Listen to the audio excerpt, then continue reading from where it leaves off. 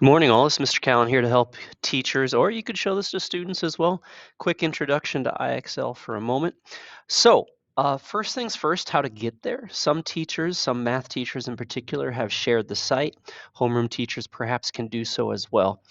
Just to point out that if you go to a normal IXL site, if you just search IXL, it'll come up like this, and if you try to sign in, it won't have Concord's Google account. So make sure that either homeroom teachers or math teachers have shared this.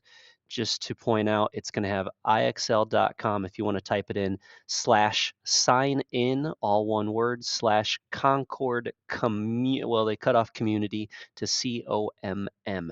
Notice in that case, it should have a nice little Google account. You can click on that, choose your name, and it'll find its way in. Now, in this case, most students will be looking at this as their home page. It has changed a bit over the summer, so even some teachers will not recognize that. The key, ladies and gents, is to start right here. In fact, it might even say get started right now. There's some stuff on the left. It says from your teacher. If a teacher, a math teacher, has assigned anything, that'll show up there on the left.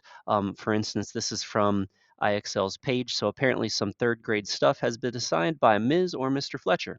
But we're not going to worry about that for today. We're really focusing on the diagnostic snapshot. Now, what if a student does not see that? Well, in a separate spot up near the top, perhaps a student would see assessment. If you click on assessment, you're going to see this whole page down below. And there's going to be a big green button that says step into the arena. And in so doing, it's going to be kind of like the NWA tests. IXL will start measuring their skills, student skills, in all of these separate categories: numbers and operations, algebraic thinking, etc. Now, our goal by the end of this week is to try to get students fully diagnosed to the point where it gives an overall math level. If, on the other hand, a student will see a goal like geometry is 750 to 800, 710 to 850, measurement might be 400 to 560. If everything is given in a range, well, that's good news. They started diagnosing it, but the bad news is they haven't fully diagnosed yet. So our goal is to get a student diagnosed, and yes, students will get problems right and problems wrong, and that's okay.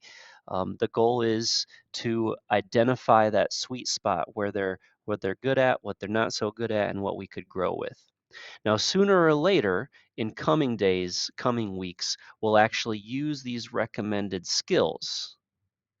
But if a student hasn't fully been diagnosed yet, they might give skills that are not necessarily needed. So nobody should be doing those recommended skills until and unless all of these numbers are completely diagnosed.